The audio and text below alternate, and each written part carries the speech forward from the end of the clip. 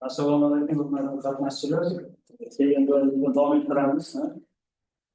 So'zlarim tushunarli bo'lyaptimi sizlarga?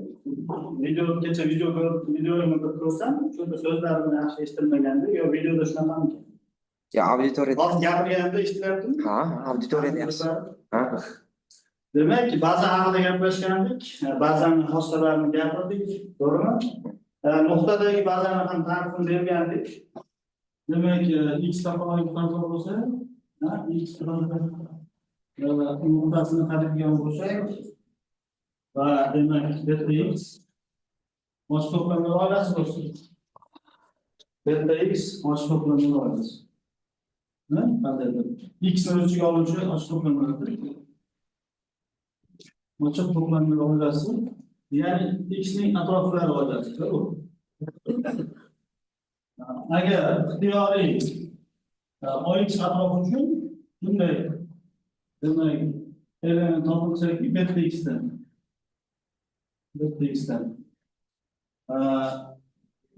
x tegishli bo'lgan bu endi har bitta element uchun bunday bormi yoki ortiqcha bu OX ga qism bo'lsa mana bu shart bajarilsa beta x demak oila x nuqtadagi baza deydi. O'tgan safar aytdik. X nuqtadagi baza deydi. Delta x ning qanday atroflaridan iborat. Mana bu yozuv o'zi ortiqcha, mana bu yozuv. Buni har bir elementi atrofini o'z ichiga oluvchi to'plam. Va mana bu xossaga ega bo'lish kerak. X ning boshqa har qanday atrofi uchun demak bunda element topilish kerak ekan, shu atrofga yotadi. Ya'ni biz delta x ning barcha atroflarini demayapmiz-da. To'g'rimi? Barcha atroflari emas, qanaqadir atroflari faqat mana shu shart. Shu shart bajarilsa bo'ldi. Barcha atroflar bo'lishi shart emas. Shu shart bajarilsa, demak, bu nuqtadagi baza deyiladi ekan. Ustoz, mana shu yerda o'zi-o'ziga ham qism bo'laveradimi shunda? O'zi tegishli bo'lsa bu, masalan, bu tegishli bo'lib qolsa deyapsiz.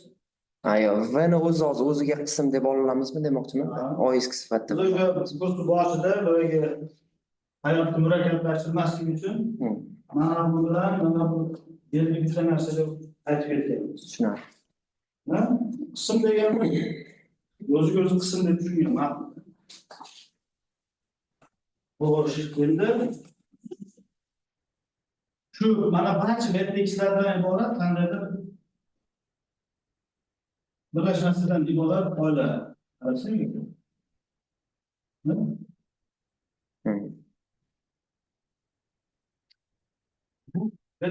Ya'ni buni har bir nuqtadagi baza bo'lsa, mana bu quyidagi xossalarga ega bo'ladi. Yana birinchidan ixtiyoriy x uchun delta x degan oila bo'sh bo'lmaydi. Va shu bilan birga ixtiyoriy x ni uchiga bu birinchi xossasi. Bu nuqtadagi bazalarni birlashmasi bo'lgandan keyin bu xossa bajarilmasdan ixtiyoriy shunday ixtiyoriy delta x ning barcha elementlari x ni ustiga oladi. Chunki delta x ning atrofida. Ikkinchisi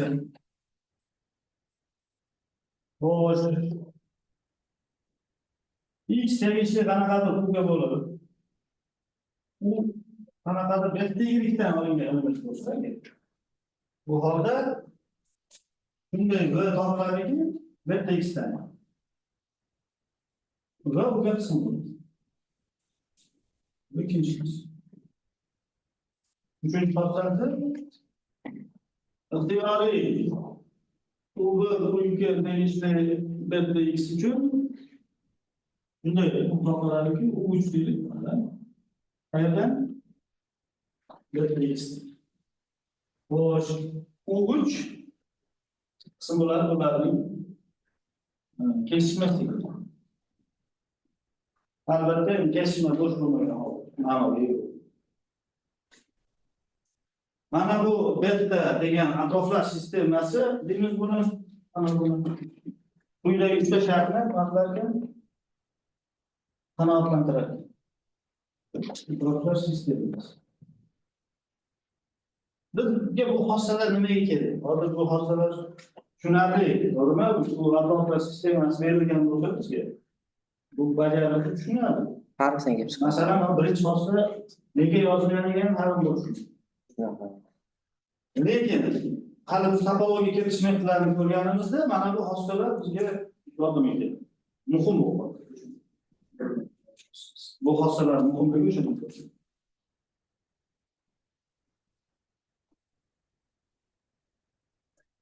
Keyingi qadamga o'tsak bo'ladi. Endi to'plamlarning yopilmalari ichi haqida gaplashamiz.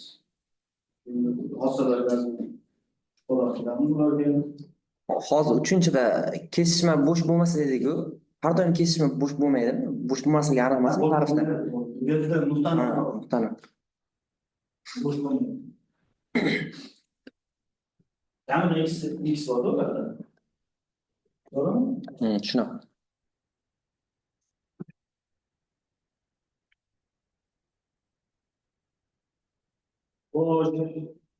Tushunarli. Endigi gaplashmoqchi bo'lgan mavzularimiz demak to'plamning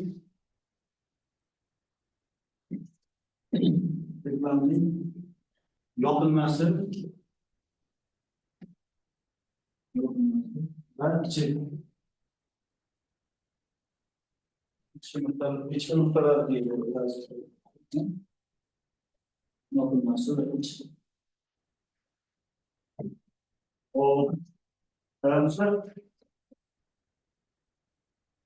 Bizga demak topologik fazolar berilgan bo'lsa, X topologik fazo va A uning qismi to'plamadi. Hali qism to'plami.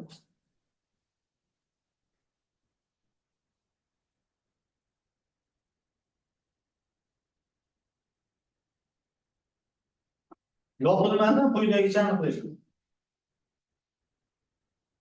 Yopilmani qanday belgilaymiz? Tepaga qo'ydik-a? Ana yopilmasi quyidagicha. Demak, bu kesishma shunaqa gaplarki A F ga qism va F yopiq.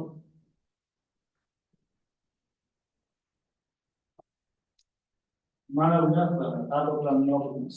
Va bu to'plam yopilmasi. Mana bu nelarni? To'plamning yopilmasi. Tushunarlimi? Demak, bu qarang, bundan keyin qanaqa to'plam olsak, katta topologik fazoni qism to'plami deyiladi. Buni aytish ortiqcha. Memleket qismimiz. Demak, F shunaqa to'plamlarki, bu A ni o'z ichiga oladi va yopiq. Ya'ni mana bu yerda biz nima qilyapmiz? A ni o'z ichiga oluvchi barcha yopiq to'plamlarning kesishmasi. O'sha kesishmani nima deyapmiz? A ning yopilmasligini nomlayapmiz, quyidagi belgilanadi. Bundan xulosa yopilmaydi, yopiq to'plam. Darhol kelib chiqadi. Yopiq to'plamlarning kesishmasi sifatida bu yopiq to'plam. Darhol ta'rifda nima kelib chiqadi? Natija kelib chiqadi, to'g'rimi? Natija. Natija. Masalan, ixtiyoriy A uchun A ning yopilmasi yopiq to'plam.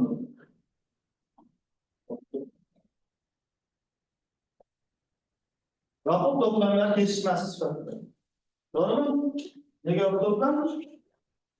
Yopilmasi yopiq to'plamlar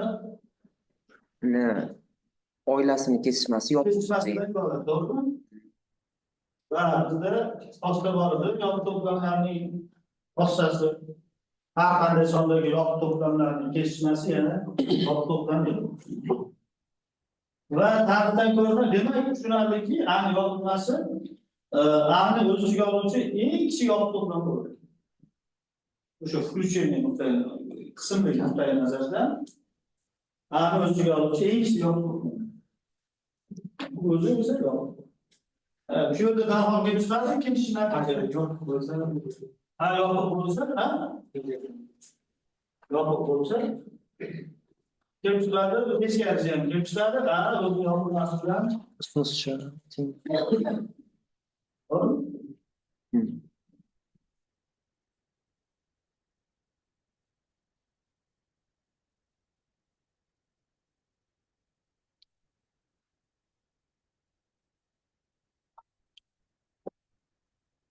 Tushunarli.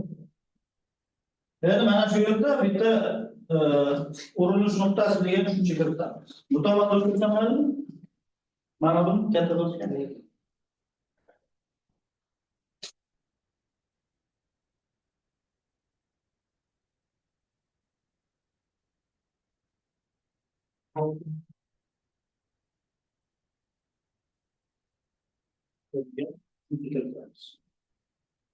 Demak,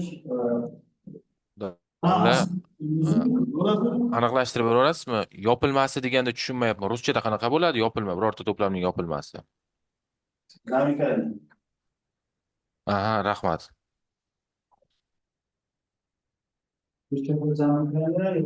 Zakup. Close.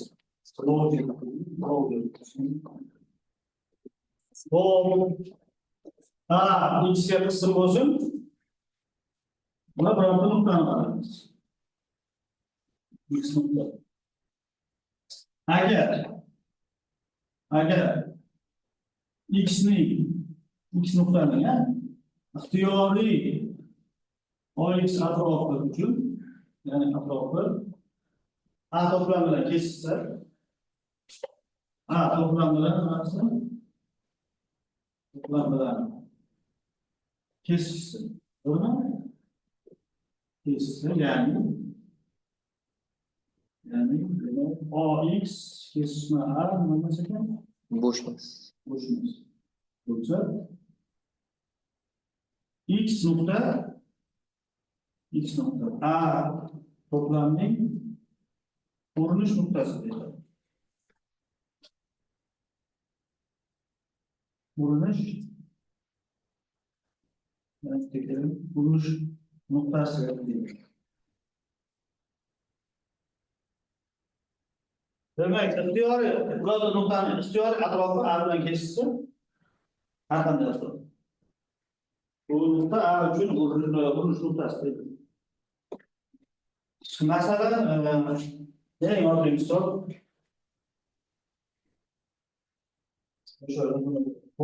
to'g'ri qarasak, nisbatlarni qarabsak, A sifatida aytaylik 0,1 qaraylik. 0. Bu holatda nima bo'ladi? 0 qaraylik.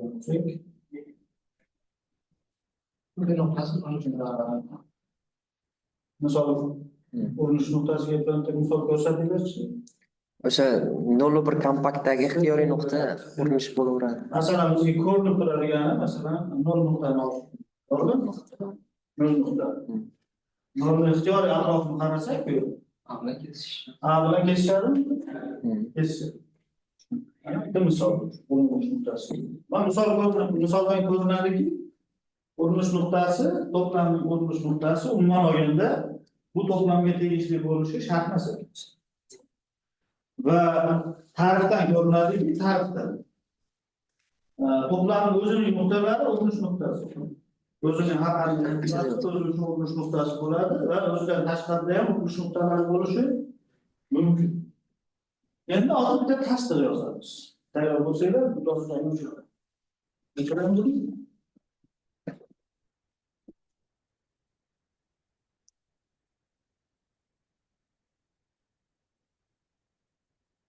Izolyatsiyalangan nuqtalar ham shunda urinish nuqta bo'lib ketaveradi, to'g'rimi? Izolyatsiya. To'plamning o'zining nuqtasi bo'lsa bo'ladi. To'g'ri. O'sha. Hop, endi tasdiq. Bu haligi masalamizdagi limit nuqta bor. Bundan farq qiladi. Limit nuqtalar ham urinish nuqtasi bo'ladi. Lekin teskarisi umuman olganda o'rinli emas. Har qanday limit nuqta urinish nuqta bo'ladi. To'g'rimi? Limit nuqta urinish nuqta bo'lish shartini ortig'i bilan bajaradi. har qanday atrofi cheksiz bo'lishi kerak. Ha? Ya'ni o'zidan boshqa desiz ham bo'ladi. Har qanday atrofda o'zidan boshqa umumiy element bo'lishi kerak. To'plamda. Bunda unaqa bo'lishi shart emas. Tushunarli? Limit nuqta bo'lish sharti, urinish nuqta bo'lish shartidan ancha kuchli ishlaydi. Urinish nuqtalari böyle bu bilgida aytgandek, masalan, izolyatsiyalangan nuqtalar bo'ladi, ular ham urinish nuqtasi bo'lib ketadi. Lekin limit nuqta bo'la olmaydi. Limit nuqta bo'ladi. İzolyatsiyalangan. Nima? İzolyatsiyalangan deymiz. Ajralgan, alohida turadi. Alohida bo'lib turadi. Bironta atrofi borki, shuni faqat shu o'zi ichiga oladi. Bu to'plamdan faqat shu nuqtani o'zi. Endi u harflarni kelsa mana ko'payib ketadi, shuning uchun qisqaroq tushuntirdim. Tasdiq. Demak, to'plamning barcha urinish nuqtalari, barcha urinish nuqtalari to'plami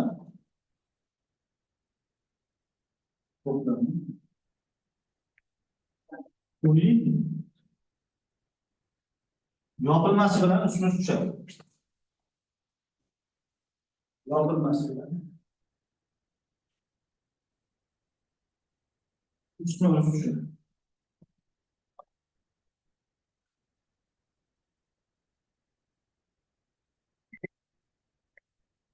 Bo'lmayapti, demak u yopilma shu barcha urinish nuqtalaridan iborat. Tasdiq.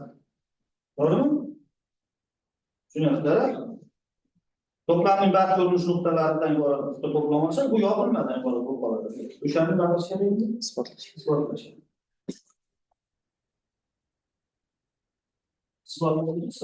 Birinchi qadamni quyidagicha oladi.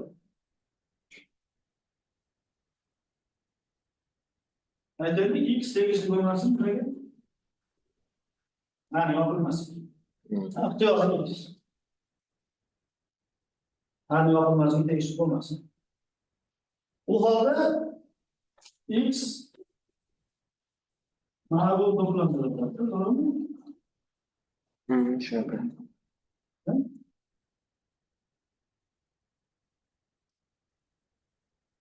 Bu qanaqa to'plam? Ochiq to'plam. Ochiq to'plam A bilan kesishadi. To'g'rimi? A bilan kesishadi. Ya'ni mana bu mana OX deydimi? OX barobar nima bo'lsa? Mana yopilmasi. Deb belgilayapmiz-da. Mana to'ldirmasi bor. Mana yopilmani to'ldirmasi nima debdi? OX deb belgilayapmiz. X o'ziga oladi. To'g'rimi? Mana shu holda mana bu OX atrof A bilan kesishadi. Bundan demak urinish nuqta emas. Nima x emas ekan? Urinish. A'ning x A'ning nimasi ekan? Urinish nuqtasi emas.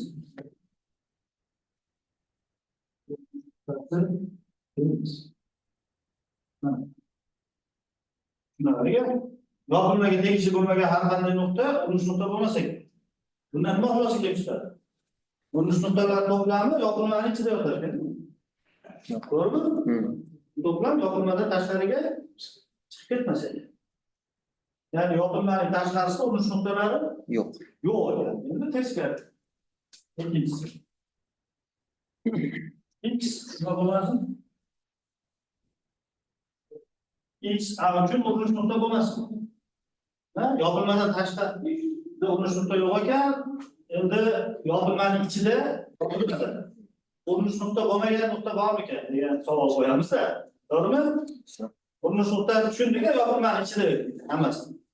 Demak, yopilmada urinish nuqtalaridan boshqa nuqta ham bormikan degan savol qo'yildi. Ha?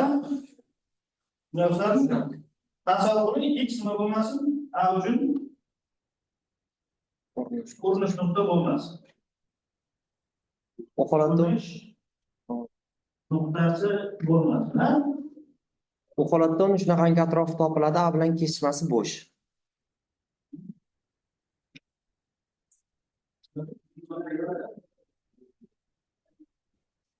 Nima bo'ladi? Uni shunaqangi atrof topiladi, A bilan kesishmasi bo'sh bo'ladi. OX atrof mavjudki, OX bilan A Bosh to'plam bo'ladimi? Bo'sh to'plam. Bunda nima kelib chiqadi? Ha, to'plam qayerda yotadi? OX ning to'ldirmasi bo'lgan yopiq to'plamda. To'g'rimi? Ha. Ha. Shunaqa?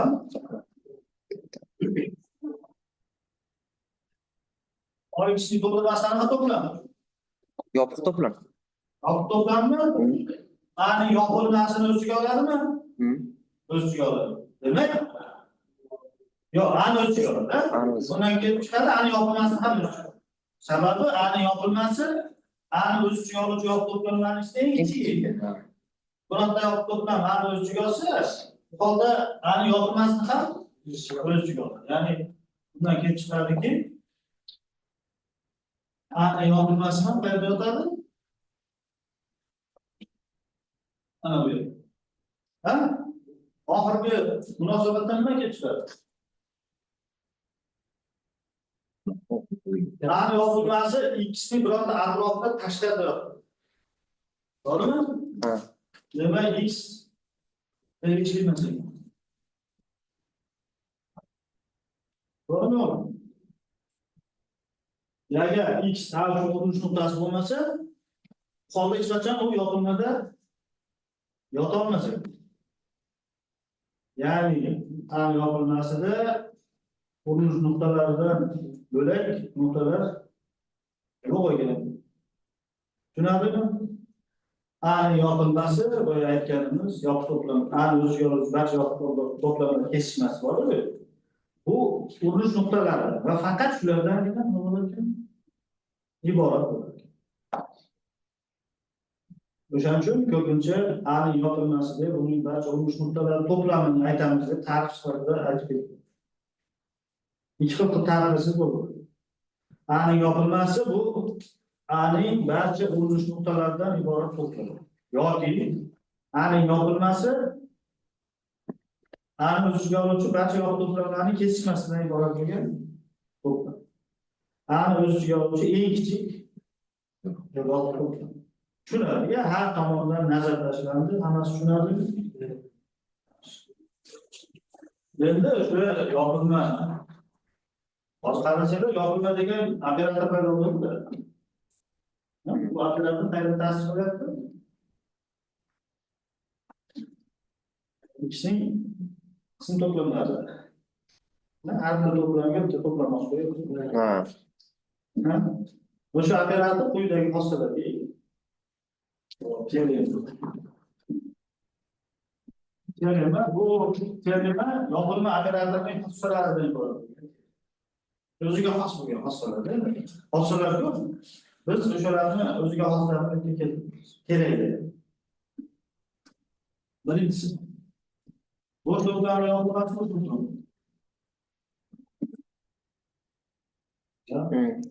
Ochiq ham yopiq ham to'plamda, chunki yopiq to'plamda, bo'sh to'plam. Yopiq to'plam yopilmasi o'ziga teng. Shu hosil. Ta'rifga chiqadimi? Shunaqa.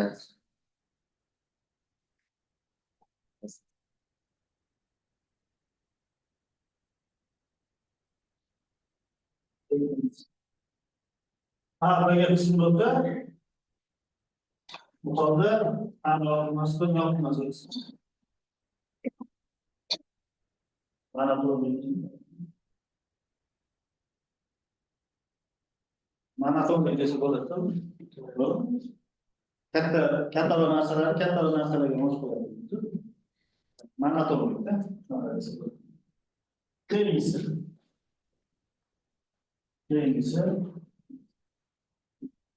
Xo'sh, demak, mana bu yopilmasi bilan birlashmasi, birlashma bo'lgan yopilmasi.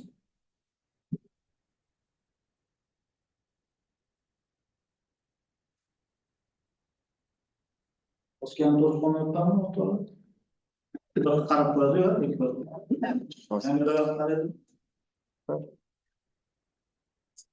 va to'rtinchi xossa. Ani yopilmasi bu Ani yopilmasligi to'g'ri. Ani yopilmas.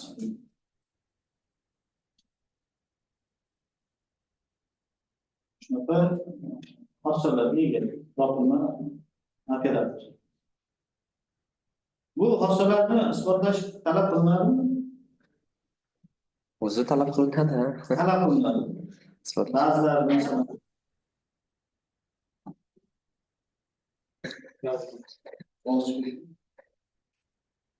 savol bo'lsa beringlar o'rtoqlar.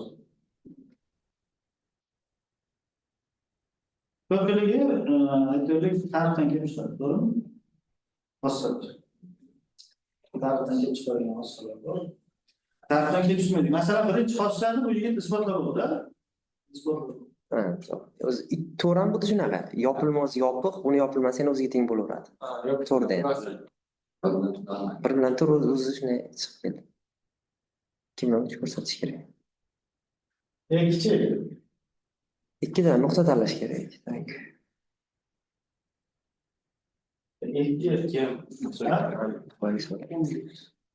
Xo'sh. Mana bu tarixdan ham oldimizga chiqadigan hosil. Mana yozaki. O'zini yopilmasi. Mana shu hosil. U narsa mana to'g'riga tushunadi-ya u. Bu bor, u yo'q emas hosil. Men ajratmoqchi bo'lgan ko'rda mana bu. Ajratib ko'rsatdim. Boyaga oson yo'lga kirgizdim. Bu lekin darhol kelib chiqadigan narsa mana bu. To'g'ri? Agar birga qism bo'lsa, bo'ldi tushunarli-da. Mana bu tartibdan ana yopilmasi majbur bo'ladi.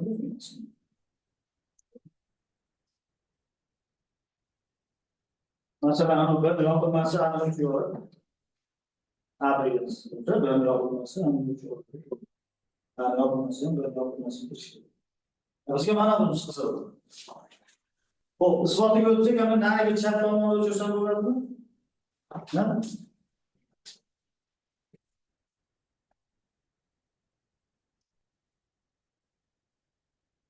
O'zi masalan ani ikkida ham ani yopiq to'plam bo'lib turib, yopiq to'plam o'z shartiga ko'ra ani o'z ichida saqlaydi deb ketsak ham bo'ladi, to'g'rimi siz? Oddiy. Oddiy. Men kerak deydi. Ha. Topologiyaga kirganda mana farqlar. Isbot. Bir bilan ikki shunlarni desam bo'ladimi? Tarixda to'plamni o'z yopiq to'plam. Yopiq to'plam bo'lgani uchun yopilmasi o'ziga keladi. Va tarixga ko'ra mana bu bunga qism. Chunki bu mana bu ani o'z ichiga oluvchi to'plamlar kesishmasidan iborat. Kesishmagan ani o'z ichiga olish emas. Shunaqa. Lekin biz buni bu yerga qo'yishimiz kerak bo'ldi. Endi mana bu xoslarni biz bittadan birdaniga ko'ribmasmiz. Tarixda. Mana shuni isbot qilamiz. Uchinchisi. Uchinchi xossani isbotlaymiz. Ikkita to'plamni tengligini ko'rsatish uchun Qismligi bir-biriga. har ikkala tomoni bir-biriga qismligini ko'rsatish kerak. Ha? Xo'sh, ani yopilmasi haqida bunga aytsam bo'ladimi? Ha, albatta. Mana to'g'ri. Boya aytib ketgan hosil. Shunaqa. Ani yopilmasi katalog to'plami yopilmasiga qism bo'ladi. Tushunarli bu. Bitta bo'ladi. B uchun ham xuddi shu gap. B uchinchi. Xuddi shu. Tushunarli, chunki A birlashma B, A ham o'ziga oladi, B ham o'ziga oladi. Ikkita to'plam bunga yodlangan qism bo'lsa, ularni birlashmasi ham mana ikkala narsadan nima kelib chiqadi? Ani yopilmasi birlashma birini yopilmasi qism A birlashma birini yopilmasiga ekanligi kelib chiqadi. To'g'rimi? Ana endi o'rtoqlar. Teskari. Bu A punktini qo'yamiz buni. B punkti. Bu tomon bunga qismligini ko'rsatishimiz kerak. Sen sizlarga savol, bu qanaqa to'plam? Yo'q. To'plam. Buchi? Bu ham yo'q. Yo'qmi? Ha. Yopiq to'plamlar, ha bular. Mhm. Kelinchi. Bularning birlashmasi-chi? U ham yopiq. Yopiqmi? Ha. Ikkita to'plamning birlashmasi yopiq. Bu yopiq to'plamning oilasining xossalari bor-ku. Ha. Xo'sh, mana bu A birlashma B. A yopig'iga, B yopig'iga qism ko'chadi. Ha, ikkinchi xossaga. Ha. Qism bo'ladimi? Bunga bunga qism bo'ladi. Va yopiq bo'lgancha eng kichkinasi bor. Mana bu yopiq to'plam-ku. A birlashma B o'z ichiga oluvchi yopiq to'plam ekan. Demak, bu mana bu to'plamning yopilmasini o'z ichiga oladi. Chunki yopilma Eng kichigini. bunaqa xossaga ega bo'lgan yopiq to'plamlarning mana bu yopiq ekanligidan. Yopiq ekan. Mana buni yopiq ekan. Deb chiqadi nima? Ha, birlashma birini yopilmasdan mana bu yerda nima bor. Demak, ikkita tomonlar ikkita demak mana qismlik munosabati bizda isbotlarda. Mana bizga mana bunaqa ikkita yo'lchi, o'sha bir va ikki yo'lchilar mana ikkalasi nima qiladi? Uchinchi xossani bajaradi. To'g'rimi? To'rtinchi xossani nima qiladi? Uchinchi xossani siz tushunadingmi? Tushunarli. Ha? Bu yoqdagilarga ham tushunadimi? To'rtinchi xossani nima qiladi? To'rtinchi xossa shu o'zi ma'ni yopiqligini aytdik, uni yopig'i yana o'ziga teng bo'laveradi.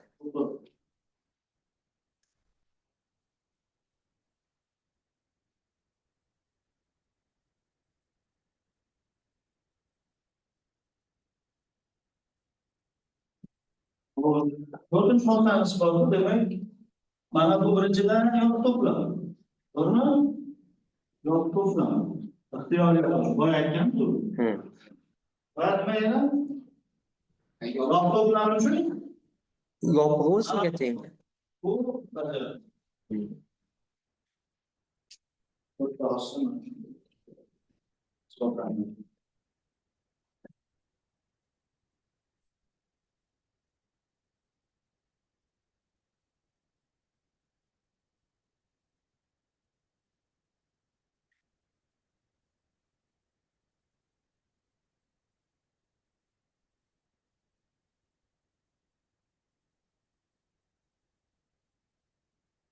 Yerda tekshirib tarixiy berib ketsak-a?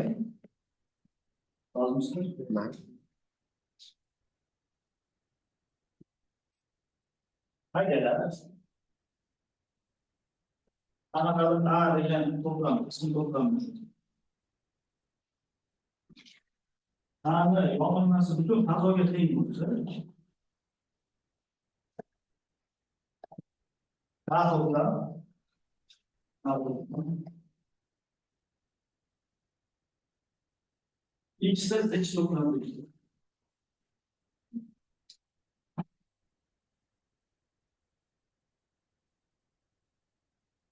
Burchakning juda bo'ladi. Hamma joyda zich.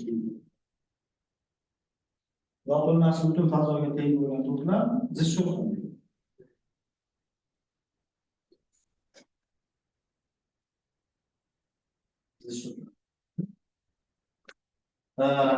Şu yerda zichli degan kardinal ekvivalent berib ketish mumkin. Dx. Minimum demak, mana bu ko'rinishda kardinal hisoblarimiz minimum. Bu yerda A'ni yopilmasi x. Ya'ni zich to'plamlarning eng kichik quvvatli. Ha, eng kichik quvvat. Zich to'plamlarning quvvatlarining eng kichigi fazoning zichligi. Fazoning zichligi.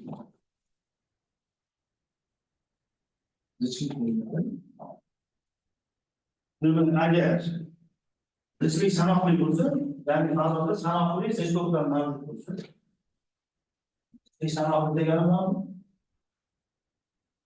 demak, hozirgi x separator fazoda. Separator fazo bo'ladi. Ko'pincha analizda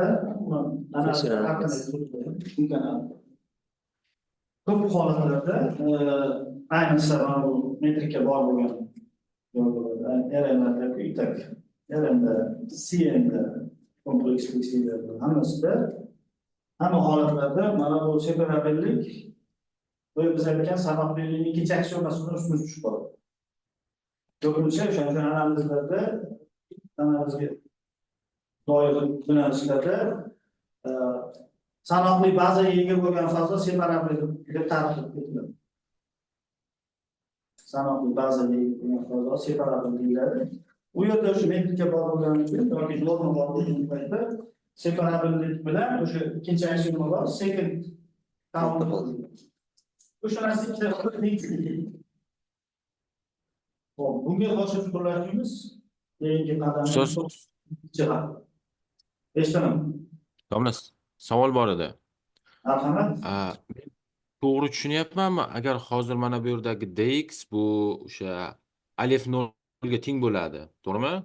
Kichkina yoki teng belgisi qo'yilgan. Kichik yoki teng bo'lsa shunaqa deymiz. Ta'rifga ko'ra separabельный пространство это shotный всюдоплотный. Aytiladi, всюдоплотный множество separabельный множество bo'ladi adashmasam. Bu yerda shotnesslik borda, ya'ni o'sha qaysidir qiymati misol aniq ko'rsatilgan bo'lishi kerak-da. Shotness buzilmaydimi o'shanda mana bu alif 0 ga teng bo'lsa? Savolingizni qaytarib olasizmi? Ta'rifda separабельность ta'rifida separабельный множество это shotный и всюдоплотный deb ataladi. Men ta'rifni yana sizga hozir Men bilishim bo'yicha. eshityapsizmi? Men ta'rif berdim sizga. Aha. Fazoning zichligi sanoqli bo'lsa, fazo separabilik. Mana shu ta'rif. Mana bu yerdagi nimaga e'tibor qilyapman-da, расшифровкаga dx alif 0 da shuni ham bir tushuntirib bera olasizmi? Menimcha noto'g'ri tushundim mana shuni qismini. Yana qaytaraman. Agar fazoda sanoqli bo'lgan zich to'plam mavjud bo'lsa, topilib qolsa bironta. Hozir misolga shu fazo separabel fazo deydi. To'plam separabel to'plam deyilmaydi. Da. O'zimizda o'sha misol biz bilgan yerlik fazosi bor, erbil. Tabiiy topoldi. Erbini qaraydigan bo'lsak, misol uchun ratsional sonlar to'plami erda zich, to'g'rimi? Bu sanoqli to'plam. Shu sababdan erni separabel deyish mumkin. Da, to'g'ri. Ya bo'ldi. Siz men noto'g'ri tushunibman mana shu qismdagi расшифровкani. Savol bormi? Tushunarlimi? Keyin mana shu yerda qanaqa qilib ko'rsatsak bo'ladi? Mana zichlikka yana bitta ta'rif beriladi-yu, ixtiyoriy nuqtasini atrofida o'sha to'plam nuqtasi topilsa deb qismi bo'lsa-da. Urinish nuqtasi bilan keladi-ya. Ya'ni x ning ixtiyoriy nuqtasi a ga urinish nuqtasi. Bu degani ani yopilmasi x bilan. To'g'rimi? X ning har qanday nuqtasi urinish nuqta bo'lsin. Ixtiyor ochiq to'plamni yozish kerakmi? Ixtiyor ochiq to'plamni a kechishadi. Boya isbotladik tasdiq. Yopilma bu urinish nuqtalaridan iborat. Va faqat shulardan. Faqat shu. Shunga ko'ra mana bu dx da x ning yopilmasi a ga teng degani, mana a ning yopilmasi x degani, nima degani? Bu shunga ekvivalent. Ixtiyoriy x nuqta, urinish nuqtasi bor. Ya'ni ixtiyoriy atrofida x bilan a kesishib bo'ladi.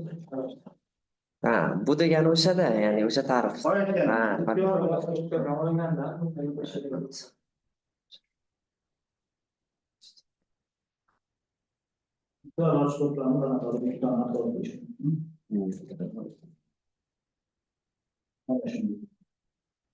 Endi to'plamning ichi haqida gapirsak bo'ladimi? Chap tomonni o'chiraman. Chap tomon.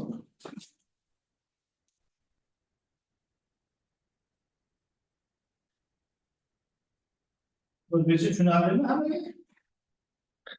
Ha? O'zbekcha tushunyapsanmi?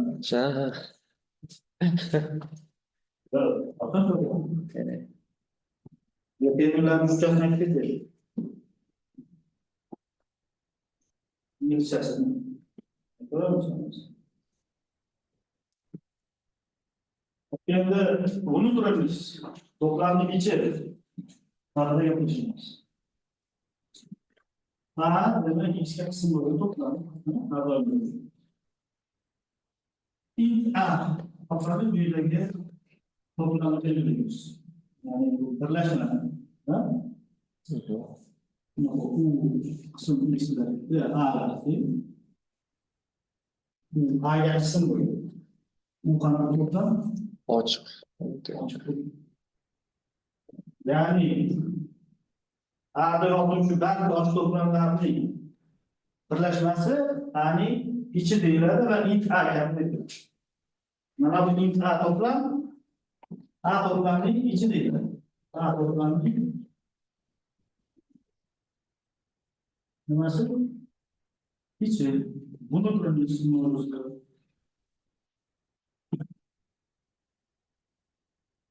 O'rtasiga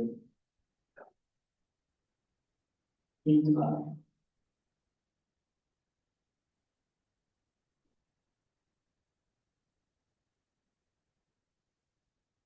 Qani tushunarlimi? Buni boshqacha qilib agar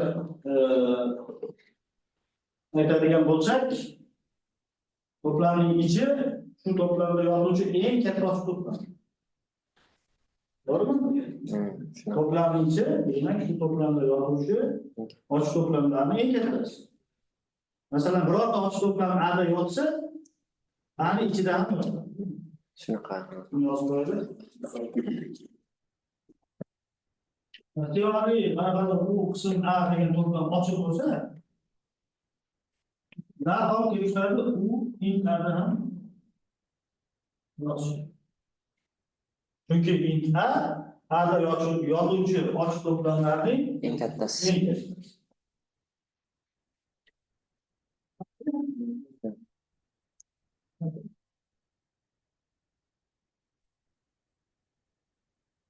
Int A'ga har doim qism bo'ladi, ta'rifda. Aniqlanishidan int A'ga har doim qism bo'ladi. Va int A ochiq to'plam bo'ladi. Ochiq to'plamlarning birlashmasi sifatida. Shu natijalarni kelib yozib qo'ydik. Darhol ta'rifdan kelib chiqadigan natijalarda, to'g'rimi? Nima bo'ladi? Int A ochiq to'plam. Har doim har qanaqa to'plam uchun. Nega ochiq to'plam? Ochiq to'plamlarning birlashmasi hisoblanadi. Shu topologiyani shunchaki so'zlaydi. To'g'rimi? Ikkinchisi, qachonki A ochiq to'plam bo'lsa, bu narsa int A bilan A'ni uslusiga olib keladi va aksincha. Ochiq to'plam bo'lsa tushunarli-da. Eng katta o'zi bo'ladi-da. Shunaqa. Int A o'zi bilan uslusiga mas'ul, to'g'rimi? Aksincha, int A A'ga tengligi A ko'rinib turibdi, ochiq to'plamga A teng bo'ladi. Darhol ta'rifdan kelib chiqadigan natija. Endi boyagi metodimizni ishlatamiz, nuqtalar olib. Ichki nuqta degan tushunchani kiritib, int A buni kiritsak bo'ladi. Kiritishimiz o'zi int A'ni o'sha ichki nuqtalardan iborat ekanligi ko'rinib qoladi. Bizlarga De Morganni ishlatib isbotlash mumkin bo'lgan joylarni isbotlanadi. Yog'inlar qilgan ishlar bor. O'shani De Morganni qo'llasak, ko'p hosillar int A'ga tutadi, o'shalarni tashlab ketamiz. Buni o'chirsamadimi?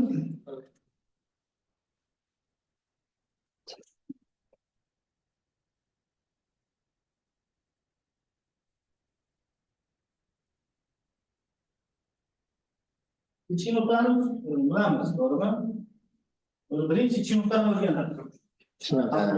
Kelayotganlar ichki nuqtalar birga kerakda o'zi. Ochiq to'plamlar desak, har qanday nuqtasi ichki nuqta bilan to'planmaydi. Chunki birinchi ichki nuqta o'rganiladi. Analiz kursi. Birinchi kurs. Ichki nuqta o'rganiladi. O'sha ichki nuqta haqida. Demak, agar A qism X to'plamida bo'lsin va X A'ning bironta elementi bo'lsin. A'ning elementi deb olamiz tinchgina. va urinish nuqtasida x umuman olganda ani element bo'lishi shart emas. Bu yerda ta'rifda yo'q, nima deyapmiz? Ani element. Demak, x bironta atrofi bilan ani yotsa, bironta OX atrofi topilib bo'lsa, atrof ham to'liq ani o'tadigan bo'lsa, bu holda nima deydi? X ani x nuqtasi. X ani ichki nuqtasi.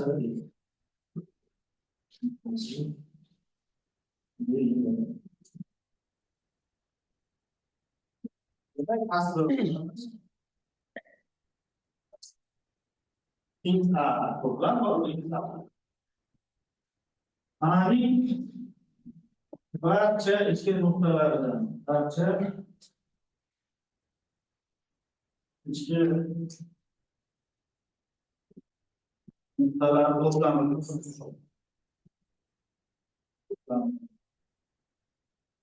dan bo'ladi.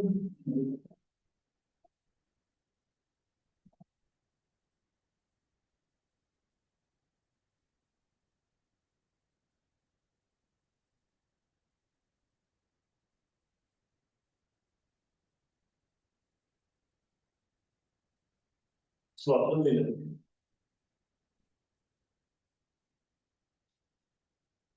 Suat aslında Chunki int a ochiq. daha açılır. Ya mesela ikisine içki nokta dediğin olsa, buradan tartlar kullanılır. Doğru mu? Arkada içki nokta, bir tane interpretçi, Aniq. şunlarla olur. Intadan birorta nuqta olsak, u biror bir atrofga tegishli bir atrof bilan yotadi. Demak, u ta'rifga ko'ra ichki nuqta ekan. Inta noktası, inta özünü artta noktası için özü atraf olur.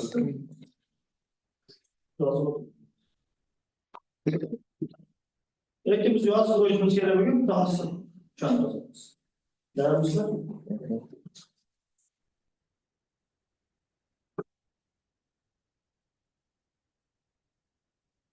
Bir nasıl olacaksın? Demek inta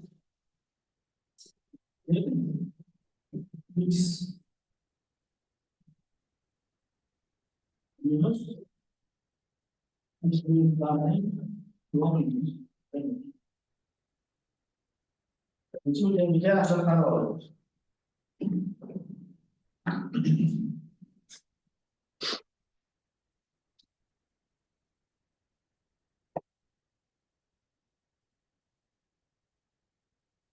Dengan itu artinya sesuatu.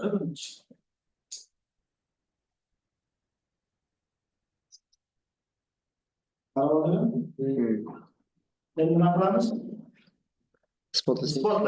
Spot tasarruf. Honda ne? Tasarruf.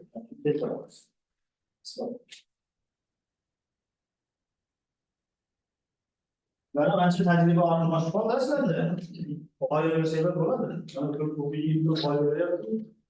Ispat ya olayları şeyler oladı. Ne yapardınız? Hop. O yüksek kapılarda bölgeye sım diye. Endi Onları hiç standartlar, range standartlar. hozir nuqta olib ko'rsatsak ham bo'ladi. Intadan ixtiyoriy nuqta olib bu tarafga tegishligi yoki bu tarafdan ixtiyoriy nuqta olib intaga tegishligini ko'rsatgan bo'ladi. Artık toplamda bölge sım diye göstersin. Ha? Mana bu x minus a degan to'plam o'zining yopilmasi yo'q. İkinci faslı gibi. Böyle terimlerde ikinci faslı var. Shunaqa. Ha? Yani ben ikkalasidan to'ldirma olsam, munosabat teskarisiga o'zgaradimi? Ha, o'zgaradi. Ya'ni kattaroq to'plamning to'ldirmasi kichikroq bo'ladi-da. Shunaqa. Ha? Siz kattaroq joy egallab bo'lgan bo'lsangiz, sizdan tashqarida kamroq joy egallab bo'lasiz. Shunaqa. O'zgarmas fazo. Demak, to'ldirmaga o'tadigan bo'lsak, x minus ani yopilmasi qism bo'ladi. Nimaga? X minus ani bu esa nimaga? A ga teng. Ya'ni bu to'plam A da o'tadi. Va bu to'plam chap tarafdagi to'plam ochiq to'plam. Demak, u intaga qism. Demak, hozir mana chap tomonimiz A da yozuvchi ochiq to'plam. Bu ochiq to'plam nimaga? Chunki mana bu yopiq narsaning to'ldirmasi bo'ldi. Mana bu bir tomonda qanaqa to'plam? Ochiq to'plam. Arda yotar ekan, ha? Ochiq va arda yotar ekan. Mana shu ta'kidlab qo'yaylik. Xulosa, bundan kelib chiqadiki, bu int arda yotar. To'g'rimi? Yozadi int arda. Bitta tomon Isbotlandi. to'plamda. Endi teskarisi. Mana bir qo'yaylik mana shu. Buni o'chiraman, hayron. Nariga o'chirib.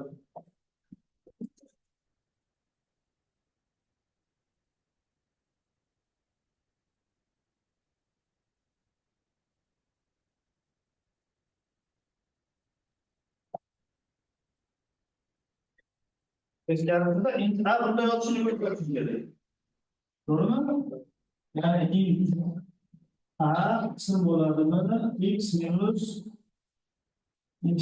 a ni to'g'ri emasligi degan savol turibdi. Noma'lum. Buning uchun nima qilaman?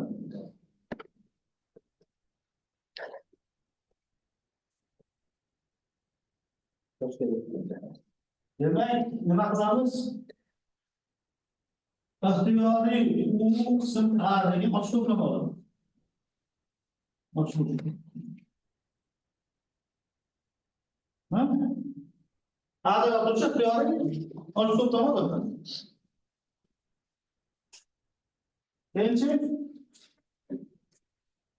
Tak. bizda mana bu narsa o'rniga to'g'rimi?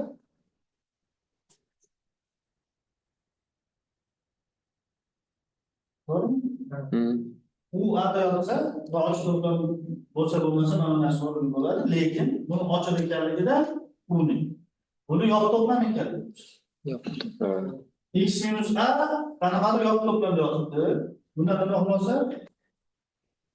X minus a ning yopilmasi ham Ha, bu yoqqa yotamiz. X minus u da yotadi, to'g'rimi? Shunaqa. X minus u ning yopiq to'plam ekanligida. Hop, toshgan to'plammi? Endi boyaga ish qilamiz. Ikkala tomonni qo'ldirib olsak, munosabat Teskarisiga olamiz. teskarisiga. Ya'ni bu qism bo'lsa, bularni to'ldirmasi uchun teskari munosabat o'rnaydi. Ya'ni x minus u qism bo'ladi. Nimaga? X minus a ning yopilmasi. To'g'rimi? Chap tomon esa Uni beradi. u qismiga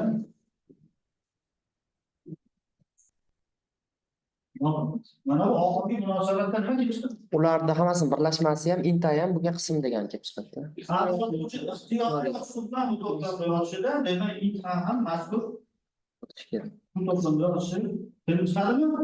Chiqadimi? Endi har xil isbotlar ko'rishchilar uchun boshqacha metodlar beramiz. Standart yo'llar, masalan, bundan yuqori unga tegishliligini ko'rsatish. Biz qarang, bugun qanaqa metodlar qildik, e'tibor berib qo'yasizlar. Unda yopmagan nuqta olib, bunda yopmasligini ham ko'rsatish mumkin. Misol uchun. Yoki boshqa usullardan foydalanish mumkin ekan, shu ikkita to'plamni tengligini ko'rsatib. Tushunarlimi? Endi o'sha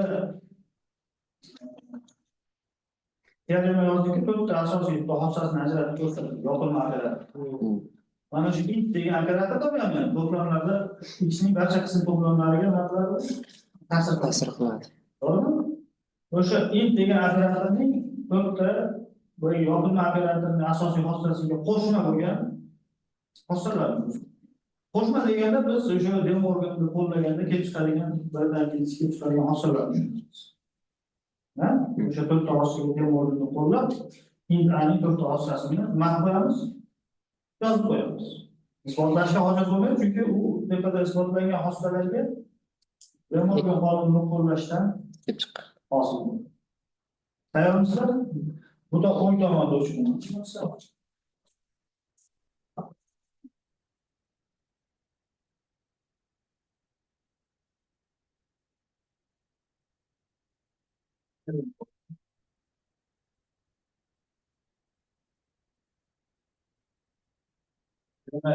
Masalarda keltirib qo'yilgan.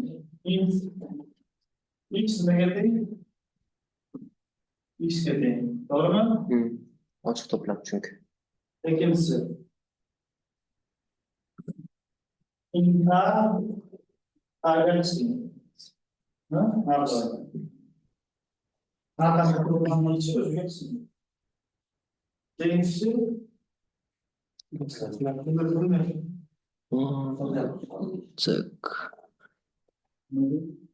Tık. Ha, mana fokus yo'qolib qolibdi.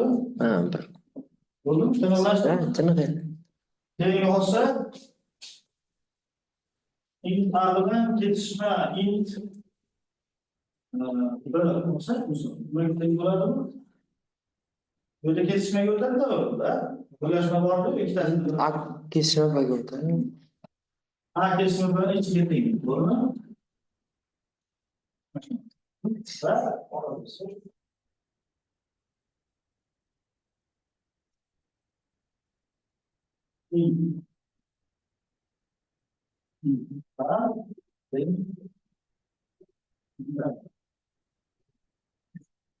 Ochiq int A to'plam ochiq. Uch to'plamda İçi ham o'ziga teng.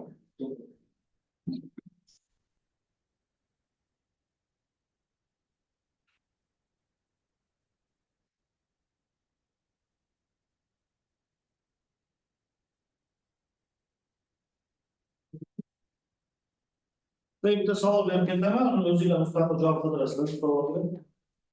Boya yopilma operatorning to'rtta orqasida uchinchisi bor edi. Ikkita to'p yopilmani birlashmasi, yopilmalar birlashmasi ikkita to'plam. Birlashmani yopilmasi. Shuni ixtiyoriy cheklik to'plamga, cheklik sondagi to'plamga umlashtirsa bo'ladimi? Bo'ladi. Cheklik. Bo'ladi. Ha. Ixtiyoriy sondagi to'plamlarga umlashtirsa bo'ladimi? Yo'q, bo'lmaydi. Sanoqlaydi. Misol bormi? Ha? Misol qarab qo'yasizlar, demak, sizda to'plamlar birlashmasi, yopilmalarning birlashmasiga teng bo'lmaydi. Albatta, to'plamlar soni cheksiz bo'lishi kerak. İchma-ich yotgan boyagilarni kesishtirib borsak bitta nuqta chiqib qoladigan kes qilsa ham bo'ladi. -1 taqsim n bilan 1 taqsim n kesishtirib 0 nuqta chiqib qoladi. Ha, bu.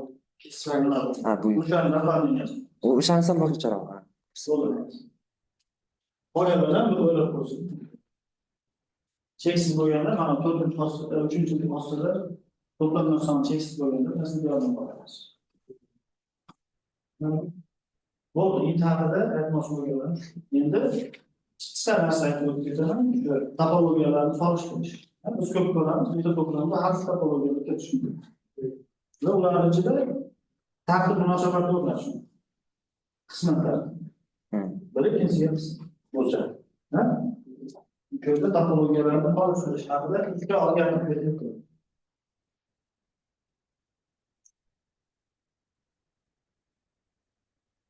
Topologiyalarni nima qilish? Solishtirish.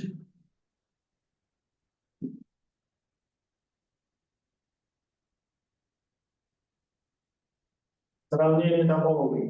Да? Mana X to'plam bo'lsin. X to'plam. Tau ham bu to'plamda aniqlangan nima bo'lsin? Topologiya. Ikkita topologiya bo'lsin. Va X'dagi topologiyalar. X'da topologiya ikkalasi.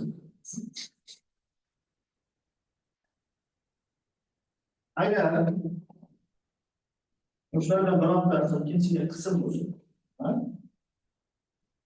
Holda tau2 tau1ga nisbatan kuchliroq topologiya. Yoki tau1 tau2ga nisbatan kuchsizroq deymiz. Tau1 tau2 topologiya tau1ga nisbatan nima deymiz? Kuchliroq.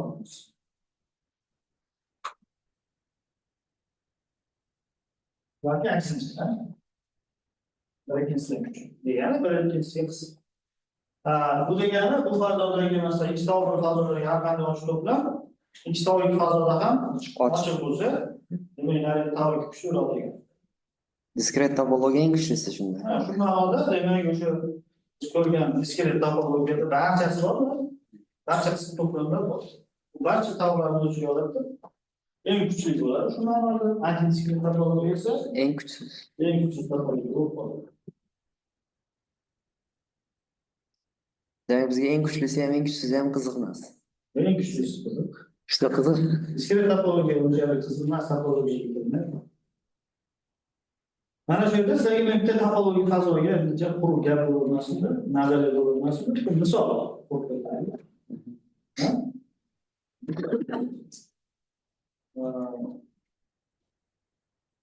Natural sollar to'plami to'plami. Aslida uni har qanday cheksiz to'plamda qurish mumkin. Hozir ko'rasizlar. Natural sollarni biz to'plamimiz shu natural sollar ekanligi hech qayerda ishlatilmaydi. Natural sollardan biz foydalanmaymiz. Shunchaki hammaga tanish bo'lganligi uchun shuni oldik. Bu yerda hayvonlarni tasavvur qilib olish oson bo'ladi. Aslida har qanday cheksiz to'plamda men hozir qurmoqchi bo'lgan topologiyani qurish mumkin.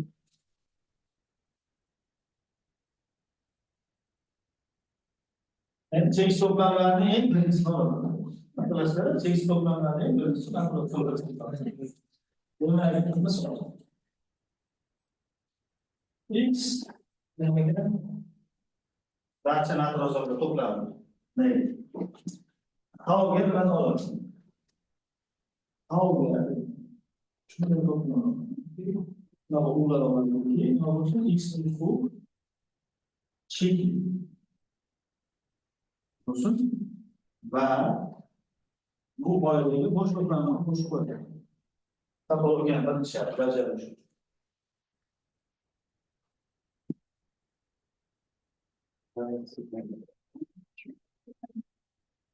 Mana bu topologiya, mana bu qoidalar topologiya tashkil qiladi. Lekin qo'yishga mumkin. U endi qismi haqida ketyapti. U endi qismi.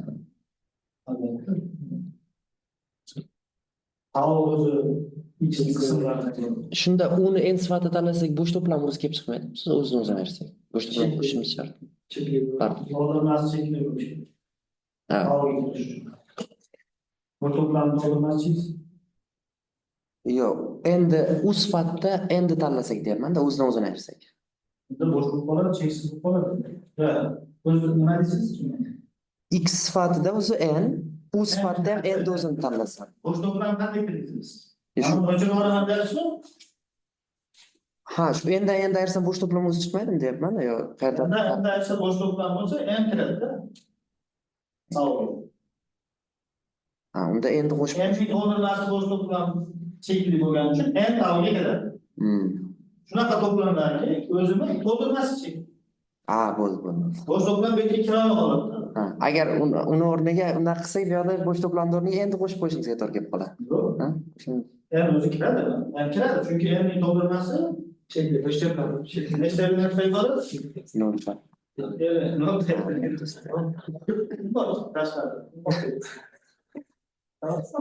Yo'q.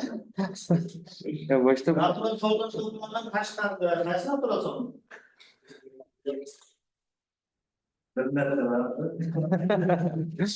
Xo'sh, tushunarlimi? tushunarli. Bu mana shu topologiya bo'ladi, tekshirib qo'yiladi. Tekshirish qilsin. Qanday tekshirib qo'yiladi? Tekshirsin. Tekshirganda yaxshi qiziqarli narsa chiqadi. Va mana shunaqa topologiya Zalewskiy topologiya.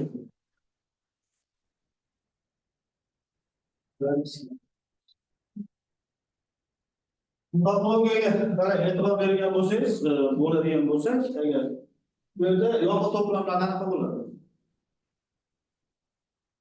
Cheklimi?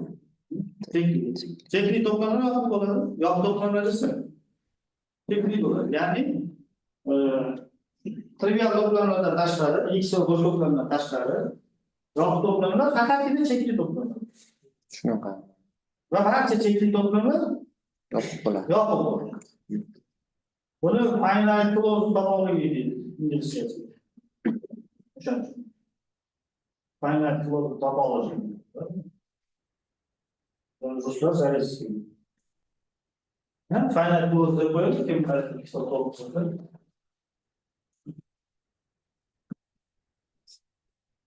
cheksiz. Bu degani o'sha cheklilar yo'q degani. Zo'rda yuzlar zo'r atab qo'yadi. Shunaqa. Shuni aytib qo'yadi nomini. Nomida shunday shuni hali countable clause degan variant ham bor. Bo'limlar sanaqli. Va mana bu endi o'rniga xohlagan cheksiz to'plamni qo'yish mumkin. Va aynan shunaqa topoladi.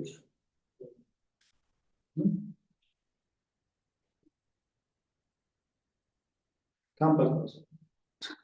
Hozir shuni ayirmasini cheksiz deb olsak ham unda ham topologiya hosil bo'laveradimi? Nima emas?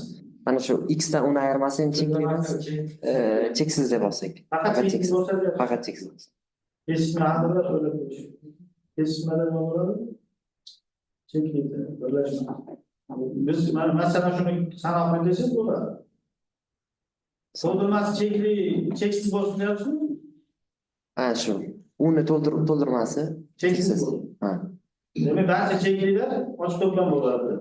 To'g'rimi? Ha. Keyin yana nima bo'ladi? Endi u yerda Ba'zi cheksizlar ham ochiq to'plam bo'ladi. Beshi bilan x bilan. X chek. Endi nima bo'ladi? Beshi bilan. endi bo'sh to'plamni o'rniga qo'shib qo'yamiz. Endi qo'shib qo'yadi. Endi qo'shib qo'yamiz. Bo'sh to'plam o'zib ketadi. Bo'sh to'plamni Teknik ko'rish kerak. shartlar. Bitta shart amal qilsa bo'ladi, topologiya bo'ladi. Faqat u qanaqa fazo bo'ladi, shunisi qiziqda. Qanaqa fazo? Bu fazo shunaqa bir ko'p masalalarga oydinlik kiritib ketgan kontur polimer hisoblanadi. Kontur misolda bu. Qaysi Zo'r savol? zo'r hosilalar misol uchun. Kompakt bo'ladi, tirli bo'lib, teknik bo'lmaydi. Ha. Kompakt bo'lib, hazil bo'lmagan fazo. Mechanizm bo'ladi. Endi uni topologiya bo'lsa, ko'rish kerak. Qanaqa fazo? Agar topologiya shartlari qanoat qilinsa, unda hosilalar. Tushunarlimi? Vaqtimiz bor yo'qmi? O'rnida ham. Endi topologiya ketish shartida gapirsak bo'ladi. Dosyani hammasini tushunadi. Hosilalar istaqoldi.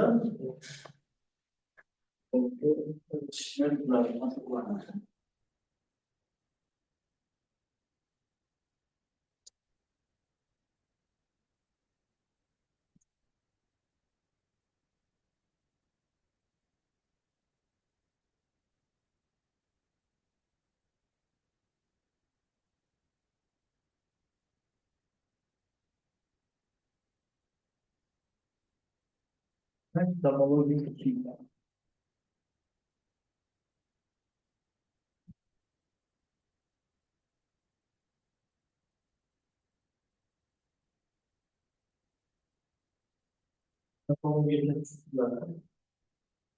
Mana topologiyani har doim taovuni to'liq o'zini ko'rsatib, o'zi qanaqaligini yozib chiqish.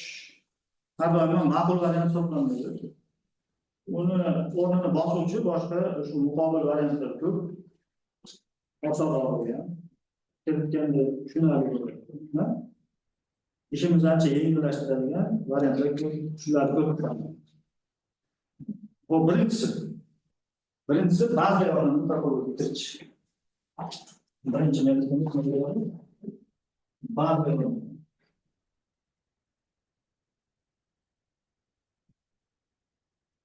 topologiyadan kiritish.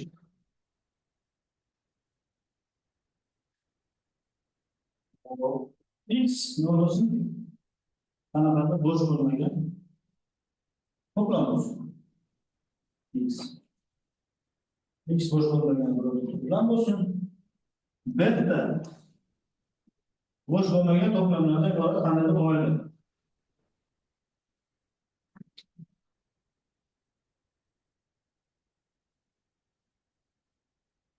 To'g'rimi? Bilmaymiz qanaqa.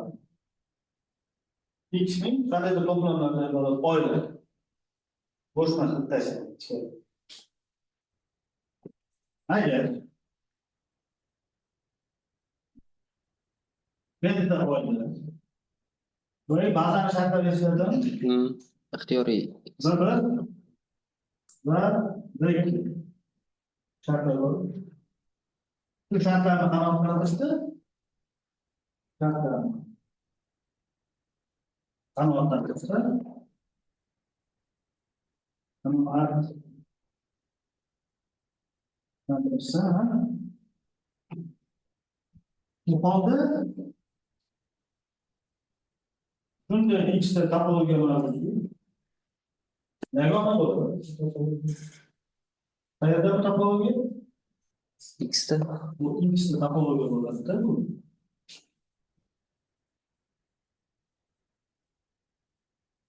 Topologiya bo'ladi. Beta esa shu beta shu topologiyani bazasi bo'ladi. Bazasi bo'ladi.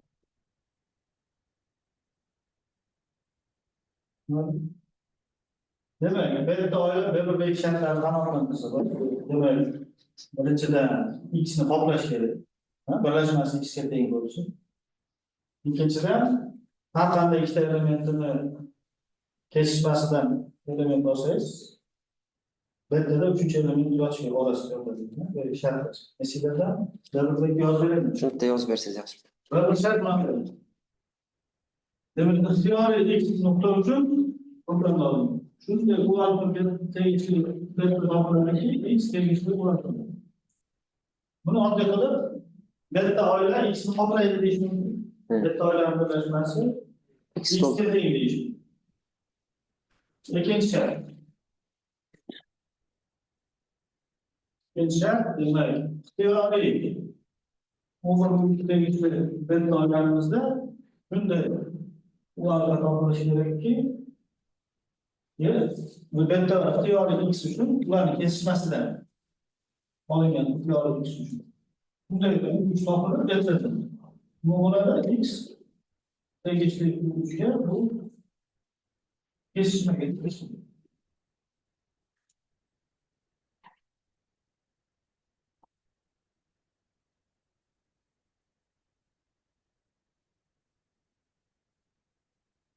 Badani hossalari deb yozgan paytimizda bu hayron bo'libman-da, masalan, oddiy tushunarli bo'ladi.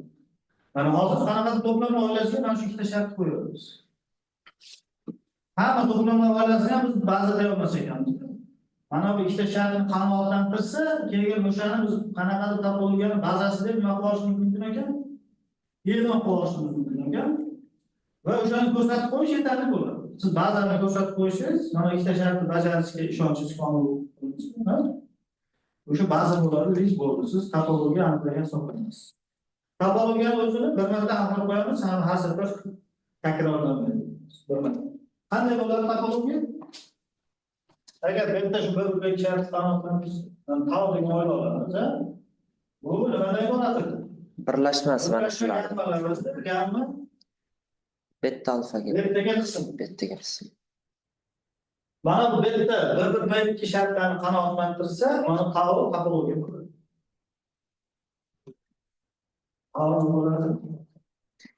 Topologiya bo'ladi. Beta esa uning bazasi. Taoni aniqlanishi tushunarlimi? Bazada olingan elementlarning birlashmalarini olishyapmiz. Barcha birlashmalar. O'zi aytilishiga ko'ra, o'zi beta bu yerda baza bo'ladi.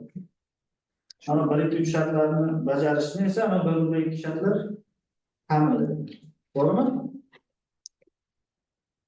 Bu yerda taomlar 3 ta bo'lsa bajaradi.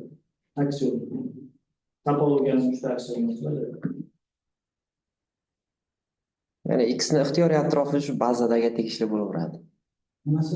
Mana shu ikkita shartdan x ni ixtiyoriy atrofi bazaga tegishli bo'laveradi. Nima degani? X ni ixtiyoriy atrofini olsak ham u bazada bo'laveradi demoqchiman. Kichikmi, kattami? Atrofi Yo'q, endi atrof tushunchasini kiritsak deyapman. Uni ochiq to'plam bo'lgani uchun atrof deb qarasa ham bo'ladi. ochiq to'plam deb qanday ketyapti? Mana taomni aniqlanishi nima degani? Biz ochiq to'plam deb o'sha betani elementlarini birlashmasi ko'rinishida yozish mumkin bo'lgan to'plamlarni olyapmiz. Ha, bu. To'g'rimi? Shularni nima deyapmiz? Sizlar ochiq to'plam chiqadi deb Ha, bu. e'lon qilamiz. Olamiz. Betani birlashmasi ko'rinishida yozish mumkin bo'lsa, taomga olamiz. Ha? Betaning elementlari birlashmasi. Agar ifodalash mumkin bo'lmasa, tashlab ochiq to'plam deydi. Shundan ham kelib chiqsa kerak, bu betani elementlari hammasi ochiq to'plam. Albatta. Misol ko'ramiz. Mana qarang. Eng muhim joyi shu yerda. Mana x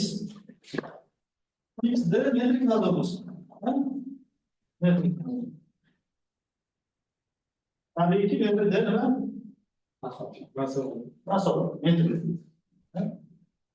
Biz delta sifatida mana buni chiqaramiz.